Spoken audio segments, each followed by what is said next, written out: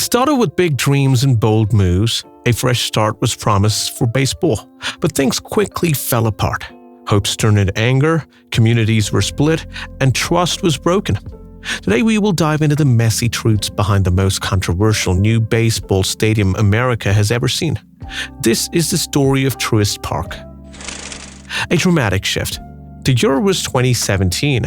The Atlanta Braves made a decision that shocked the city. They packed up and left Turner Field. This was not just another baseball stadium. It was their home for 20 years. It was a symbol, a gathering spot, a piece of Atlanta's soul. But that was now history. The new home of the Braves would be the 20 miles north in Cobb County. The shiny suburban sprawl was nothing like the heart of the city. Cobb County had space, newness, and promise. Turner Field was history. Cobb County was the future, but not everyone agreed. Some called it progress, others called it betrayal. The reasons sounded practical. Cobb County offered better parking, easy highway access, and lower renovation costs compared to Turner Field. Most of the Braves fans lived in northern suburbs anyway, they said.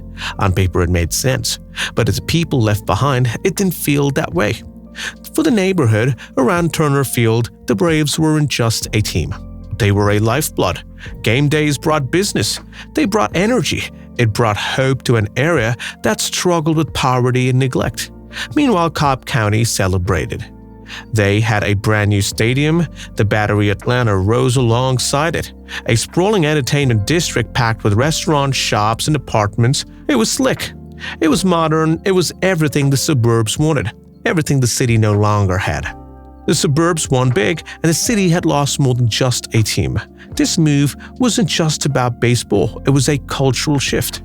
For decades, major league stadiums stood proudly in city centers which pulsed with urban energy. Now things are changing, but the story was just the beginning. The sky-high price tag. Building Truist Park won't just be a bold move, it was a financial gamble. It also had a jaw-dropping price tag of about $622 million. With its steep price tag came promises of grandeur. Fans would sit closer to the action than ever before, with seats designed to make every pitch and swing feel electric. The Monument Garden wasn't just a tribute, it was a shrine featuring a towering Hank Aaron statue and 755 bats sculpted into a legacy of greatness.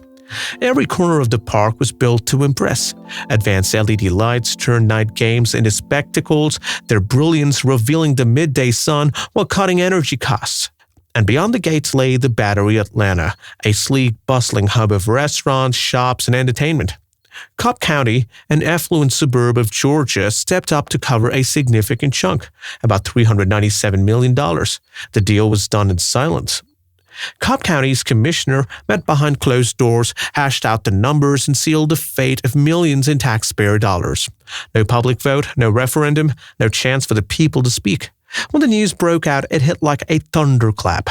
They woke up to find their tax dollars being spent on a $622 million stadium, a project they never asked for and had no say in it. The response was fast and ferocious. Town halls became chaotic, the air thick with outrage. Critics said it was a corporate handout to the Atlanta Braves. There was no transparency, and the people of Cobb County were being shut out of their own government. Transparency was nowhere to be found, and the people of Cobb County felt shut out of their own democracy. Tim Lee, the county commissioner who spearheaded the project, stood at the center of the storm. His name became synonymous with betrayal.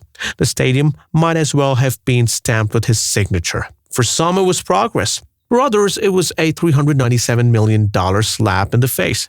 And when the next election rolled around, the people got their revenge. Lee was defeated in a landslide, a victim of his own hubris.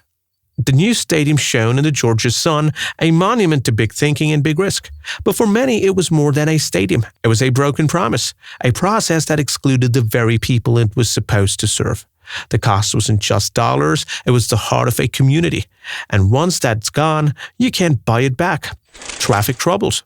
Truist Park is a marvel. The seats pull you closer to the action than most other stadiums, making you feel part of the game. The Monument Garden with its Hank Aaron statue and its wall of 755 bats isn't just a tribute, it's a story told in stone and steel. Inside, everything feels grand, polished, perfect. But then there's a problem, the kind that doesn't go away, no matter how shiny the stadium looks. The issue is reaching the stadium. The traffic and the cars piling up makes reaching the stadium not just a hassle, but also a test of patience. The road clogs up for most on game days, cars inch forward, horns blare, and drivers grip their wheels, frustration mounting with every minute. Unlike Turner Field, which was easily reached by Atlanta's MARTA transit system, Truist Park offers no such convenience. If you want to watch a game, you drive, and so does everyone else. And there lies the problem. The problem isn't new. Cobb County has long struggled with traffic. But this is something else. Expanding MARTA to ease the burden was not down. The debates over public interest, the debates over public transit tangled with decades of racial and political tension have kept real solutions stuck in neutral. So while the Truist Park glows like a jewel on the inside, the journey to get there is a different story. For all its beauty, the ballpark still leaves some fans asking one question: was it worth the trouble? A divided community. Truist Park drew a line in the sand. Atlanta lost Turner Field and left its struggling neighborhoods behind. Cobb County got a shining new stadium and a badge of honor, but the divide only got wider. Turner Field was in a historically disadvantaged area when it left it. A void was created and questions about economic and social equity arose. The Battery Atlanta, which was designed to complement Truist Park, was constructed to dazzle. It would be a mixed-use complex that would attract visitors year-round.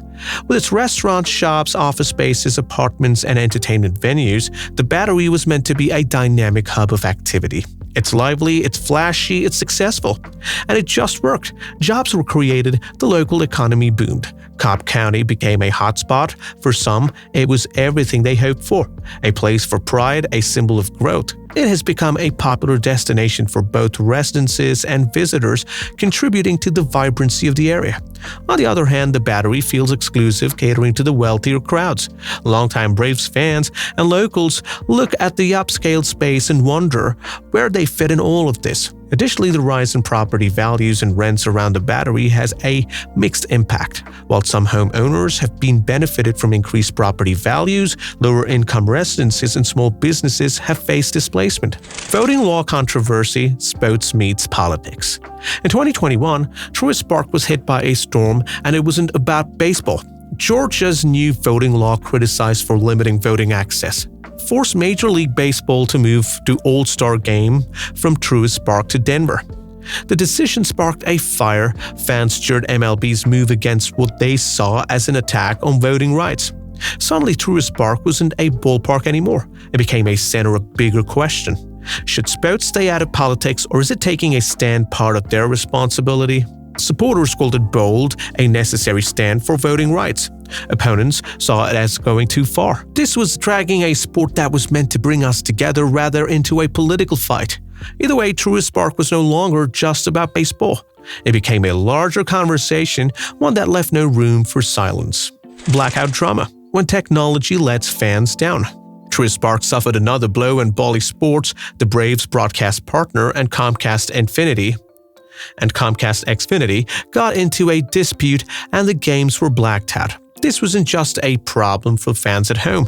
Those at the park couldn't even watch the game on the in-stadium TVs.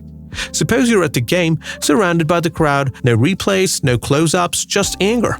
Fans were left stunned as a corporate standoff ruined their experience. The Blackout Drama wasn't just about missed moments on TV, it became a symbol of how corporate greed would overshadow the simplicity of enjoying a baseball game, leaving fans wondering if their loyalty to the Braves was taken for granted. Truist Park isn't a stadium. For some, it's a win, a proof of progress and success. For others, it's a loss, proof that money and power doesn't come first, leaving communities behind. Truist Park shows us what happens when promises of growth clash with the reality of rising costs and broken trusts. This is inside the most controversial new baseball stadium. And this is a story still being written. If you want to stay part of the conversation, hit that like button and share this video, and subscribe for more stories that dig deeper into this place and moments that define us.